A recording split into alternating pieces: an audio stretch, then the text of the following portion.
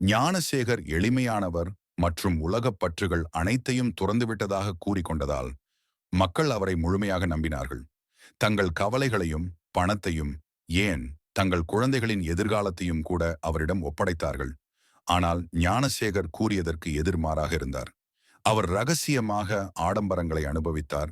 மக்களின் அச்சங்களை தனக்கு சாதகமாக பயன்படுத்தினார்.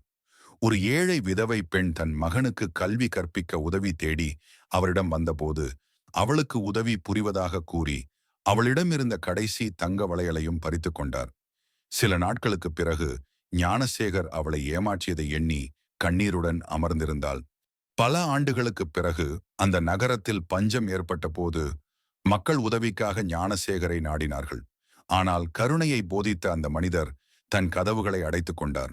அவர் தன் செல்வத்தையும் சுகபோகங்களையும் மட்டுமே பாதுகாத்துக் கொண்டார். அந்த வழியாகச் சென்ற ஒரு முதிய துறவி இதை கவனித்து, நெஞ்சின் துறவார் துறந்தார் போல் வஞ்சித்து வாழ்வாரின் வன்கணாரில் ஆசைகளை ரகசியமாக பற்றி கொண்டு பற்றற்றவர் போல் பாசாங்கு செய்பவர்களை விட இரக்கமற்றவர் வேறு யாரும் இல்லை என்று கூறினார். மெதுவாக உண்மை பரவியது.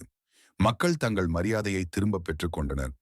ஒரு காலத்தில் கூட்டத்தால் சூழப்பட்டிருந்த ஞானசேகர் இப்போது தன் பிரம்மாண்டமான வீட்டில் தனிமையில் அமர்ந்திருந்தார்.